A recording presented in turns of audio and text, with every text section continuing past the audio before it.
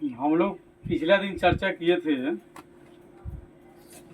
सविनय अवज्ञा आंदोलन होने के कारण क्या थे। ठीक है, सविनय अवज्ञा आंदोलन जो है मूल रूप से ब्रिटिश सत्ता के खिलाफ थी, जिसकी शुभारंभ 1930 ईस्वी में हुई। ठीक है, उससे पूर्व कई सारी घटनाएं थी। साइमन कमीशन, नेहरू रिपोर्ट, विश्व आर्थिक मंदी का प्रभाव, समाजवाद का बढ़ता प्रभाव, क्रांतिकारी आंदोलन का उभार, पूर्ण स्वराज की मांग, गांधी जी का समझौतावादी रूप। ठीक है, इस सारी घटना के फलस्वरूप दांडी यात्रा हुई, जिसमें नमक कानून का विरोध किया गया, जिसमें विभिन्न क्षेत्र के लोगों ने सहयोग दिया। बिहार में भी इसका आंदोलन हुआ। तो बिहार में जो है चौकीदारी कर का विरोध हुआ, विदेशी वस्त्र का भी विरोध हुआ। लोग घर तो घर छोड़िए, जेल से भी विरोध कर रहा है। नहीं, बिहारी वाकई में डरता उड़ता नहीं है। अब जेल में है, उसमें से विरोध कर रहा है, नहीं इसका मतलब साफ नहीं डरता है। इसलिए एक बिहारी सब पे भारी। नहीं, आज हम लोग चर्चा करेंगे सविनय अवज्ञा आंदोलन के परिणाम क्या हुए। जब आंदोलन हो गया तो इसका रिजल्ट का क्या आया। तो इस आंदोलन ने राष्ट्रीय आंदोलन के सामाजिक आधार का विस्तार किया। ठीक है, यह जो है राष्ट्र के प्रति समाज के जो भी लोग थे आंदोलनकारी, उसमें वृद्धि हुई। लोगों ने बढ़ चढ़ करके भाग लिया। लोग समझा कि यदि हम एकत्रित हो जाएंगे तो हमारे यहाँ से अंग्रेजी सत्ता समाप्त हो जाएगी। इस आंदोलन में अधिकतम महिला भाग ली। ठीक है, क्योंकि महिला पहले भी पुरुषों के साथ कंधा से कंधा मिला करके चलती थी।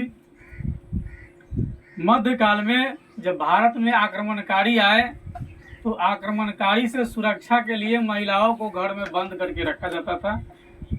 ऐसा नहीं महिला जो है केवल घर में ही रहेगी, घर के ही कार्य करेगी। लेकिन अब धीरे धीरे वर्तमान में महिला भी अब पुरुषों के साथ कंधा से कंधा मिलाकर हर क्षेत्र में कार्य कर रही है। तो सविनय अवज्ञा आंदोलन में महिलाओं ने जो है बढ़ चढ़ करके भाग लिया। और इस आंदोलन में एक चीज देखने को मिला, अमीर गरीब मजदूर पुरुष महिला सभी ने भाग लिया। ठीक है, इस आंदोलन ने समाज के अलग अलग वर्गों को राजनीतिकरण किया और समाज नए वर्ग में अंग्रेज विरोधी भावनाएं जो है पैदा किए। समाज के सब वर्ग जो है, यानी भारत के सभी क्षेत्र से सभी वर्ग, धनी गरीब जो है, सबों ने अंग्रेज का विरोध किया, क्योंकि सभी जो है अंग्रेज से परेशान हो गए थे। ये बोला ना, सबसे सब अंग्रेज से परेशान हो गया था। ठीक है, आंदोलन में महिलाओं की भागीदारी विशेष महत्व रखता है। पहली बार राष्ट्रीय आंदोलन के अंतर्गत महिलाओं को प्रभावी भूमिका में देखा गया। इस आंदोलन में महिलाओं की भूमिका का दूसरा पहलू है महिलाओं का सार्वजनिक जीवन में प्रवेश कर जाना। ठीक है, पहले महिलाएं सार्वजनिक जीवन में प्रवेश नहीं करती थी, लेकिन अब महिलाएं भी जो है सार्वजनिक जीवन में प्रवेश कर गई। इस आंदोलन के अंतर्गत आर्थिक बहिष्कार ने ब्रिटिश आर्थिक हित को प्रभावित किया और भारत में ब्रिटिश वस्त्र के आयात में गिरावट आई। भारत के लोग जो है अंग्रेजी कपड़ा, अंग्रेजों द्वारा जो बनाए गए जो वस्त्र थे, उसको खरीदना बंद किए। मतलब उसमें बहुत गिरावट आई और इसने अन्य वस्तु को आयात को प्रतिकूल रूप से प्रभावित कर दिया। यानी कि अंग्रेजों का जो सामान था वो ज़्यादा लोग नहीं खरीद पाता था। इस आंदोलन के अंतर्गत कई सारे नए नए संगठन भी बने, जो कि पूर्व में आंदोलन में नहीं था, वे लोग भी आ गए। इस आंदोलन के दौरान वानर सेना, मंजरी सेना इत्यादि का संगठन हुआ। इन्होंने बृहद सहयोग भी दिया। इस समय प्रभात फेरी का ही आयोजन हुआ और प्रभात फेरी कर लोगों को जागरूक बनाया गया। जैसे 15 अगस्त, 26 जनवरी इत्यादि में बच्चे प्रभात फेरी करते हैं ना, घर घर जा करके लोगों को जागरूक बनाते हैं, बहुत सारे नारे देते हैं, ठीक है। इससे भी लोग क्या होते हैं, जागरूक होते हैं। तो प्रभात फेरी का प्रारंभ उसी समय हुआ, असहयोग आंदोलन के समय में। पत्र पत्रिका का इस्तेमाल भी लोगों को संगठित करने का एक नया तरीका था। न्यूज इत्यादि पढ़ करके भी लोग संगठित हो रहे थे। सविनय अवज्ञा आंदोलन ने श्रमिक एवं कृषक आंदोलन को भी प्रभावित किया। जो मजदूर थे वो लोग भी इसी प्रभावित हुए। जो किसान थे तो इतना ना टैक्स देता था कि किसान लोग रोज चाहता था कि अंग्रेज रोज भागे। किस साल कितना टैक्स लगेगा वो लोग को पता नहीं होता था, वो लोग खुद डिसाइड करता था। उसका वसूलने वाला एक ठेकेदार होता था, जैसे अभी बाजार इत्यादि का ठेकेदारी होता है। इस आंदोलन का मुख्य परिणाम ब्रिटिश सरकार द्वारा 1935 ईस्वी का भारत शासन अधिनियम पारित किया जाना था कि 1935 वाला शासन लाइए भाई भारत में, और अंग्रेज झुक भी गया था। पहली बार अंग्रेजी शासन ने जो है अपना सर झुकाया भारतीयों के प्रति, और गांधी जी के साथ जो है समझौता हुआ, जिसको हम गांधी इरविन पैक्ट के नाम से जानते हैं। यानी अंग्रेजों का वायसराय इरविन था और गांधी जी के मध्य में यह जो है समझौता हुआ था। कब हुआ था? 5 मार्च 1931 ईस्वी को दिल्ली में हुआ था, ठीक है। इसके बाद गांधी जी जो है द्वितीय गोलमेज सम्मेलन में भाग लेने के लिए गए, लेकिन इसका परिणाम कुछ नहीं हुआ। लेकिन इतना तो हुआ कि कम से कम अंग्रेज झुक गए जब सारे भारतीय एकत्रित हुए। नहीं, अब बात आता है भारतीय एकत्रित तब तक नहीं हुए थे जब तक पूर्ण रूप से लूटा नहीं गया। भारत का आज भी स्वाभाविक गुण है, एक दूसरे को मारते रहेगा, तीसरा आदमी वहाँ बैठ करके चुपचाप देखता रहेगा, सब मारता है तो मारने दो, जब तक उसको नहीं मारता तब तक वो नहीं जाएगा। भारत में पहली बार जब अंग्रेज आए तो लोग चाहता था उसको भगा सकता था, लेकिन नहीं, एक राजा को मार रहा है, दूसरा राजा देख रहा है।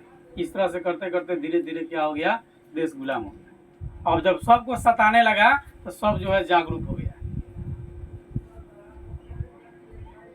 इस प्रकार प्रथम विश्व युद्ध 1914 के बाद राष्ट्रीय आंदोलन की गति बहुत तेज हो गई। अंग्रेज जो शोषण कर रहा था उसके विरुद्ध जो है भारत में असहयोग आंदोलन, सविनय अवज्ञा आंदोलन हुआ, और इस आंदोलन ने भारत में किसान मजदूर आंदोलन को एक नया रूप दिया। अंग्रेजों द्वारा शोषणकारी नीति अपनाए जाने के कारण भारतीय कृषक वर्ग में भी बहुत नाराजगी थी, लोग बहुत नाराज थे, क्योंकि कृषक जो है जमींदार को टैक्स देता था, जमींदार उससे ऊपरी लोग को टैक्स देता था, उससे ऊपरी जो लोग था वह जो है अंग्रेज को टैक्स देता था। अंग्रेज धीरे धीरे क्या कर लिया, ऊपरी लोग से खरीद लिया, वो टैक्स लेने लगा जमींदार से, जमींदार जो है अधिक टैक्स लेने लगा किसान से। धीरे धीरे अंग्रेज उससे भी खरीद करके डायरेक्ट किसान से टैक्स लेने लगा, जैसे चाहता था वैसे जो है कि वह टैक्स लेता था। वह जमींदार को बना दिया ठेकेदार। इस प्रकार से भारत के कृषक लोग भी बहुत नाराज थे अंग्रेजी शासन से। रिजल्ट हुआ, लोगों ने बहुत विरोध किया, आंदोलन का रूप लेने लगा, और आगे चलकर भारतीय स्वतंत्रता आंदोलन का एक सहयोगी जो है अंग बन गया भारत के किसान और मजदूर। यानी आजादी दिलाने में भारत के किसान और मजदूर का अहम रोल रहा।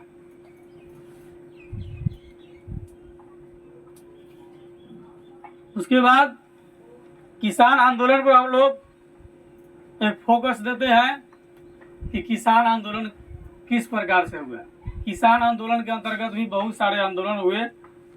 तो 19वीं सदी के उत्तरार्ध में, यानी 19वीं सदी के प्रारंभ होने से कुछ दिन पहले, ठीक है, भारतीय अर्थव्यवस्था में जो है बार बार परेशानी होती थी, यानी कि एक तरह से समझिए कि अकाल पड़ जाता था।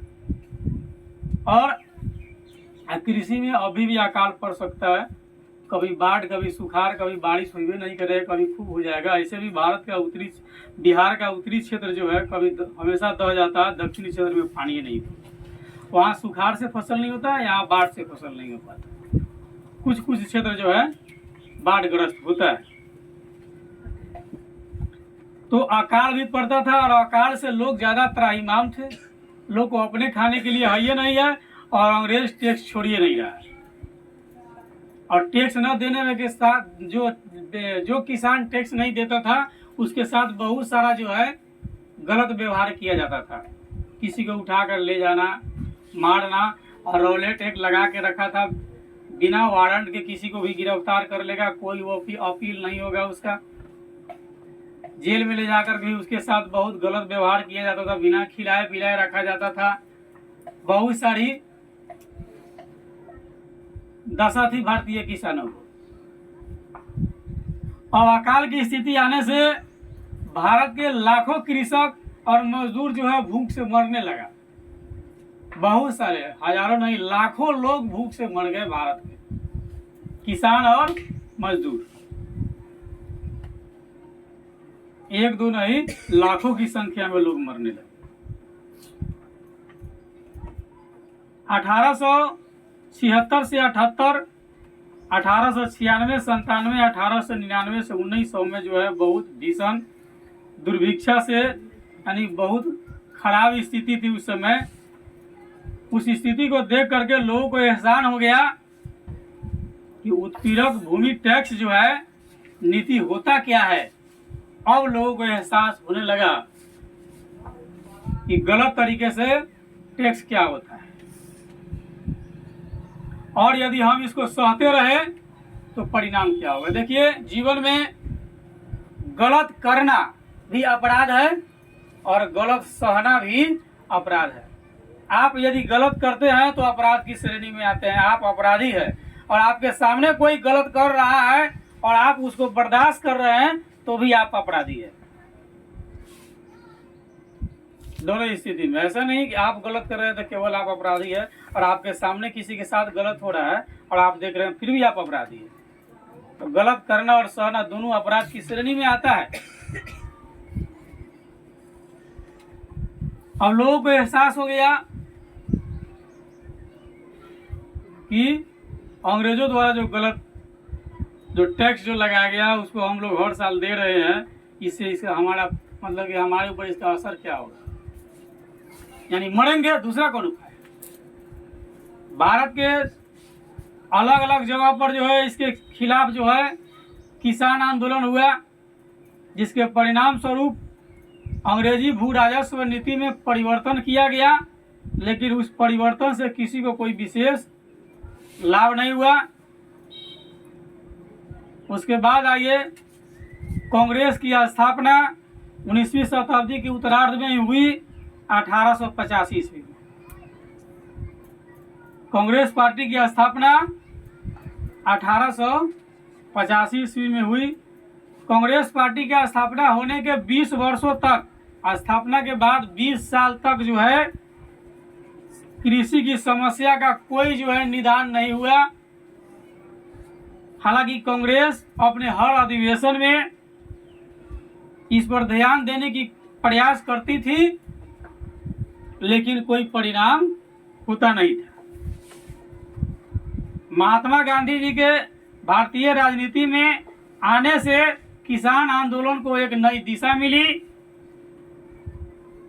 और भारत के कई जगह पर जो है कई सारे किसान आंदोलन हुए, जिसके अंतर्गत चंपारण आंदोलन आपके बिहार में 1917 में हुआ,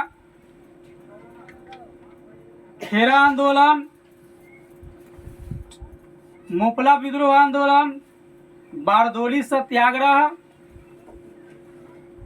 और मजदूर आंदोलन, जनजातीय आंदोलन इत्यादि जो है किसान का आंदोलन हुआ। ठीक है, किसानों ने अंग्रेजों का पूर्ण रूप से विरोध किया और नेतृत्व गांधी जी का था। यानी गांधी जी के राजनीति में आने से किसानों को बहुत सहयोग मिला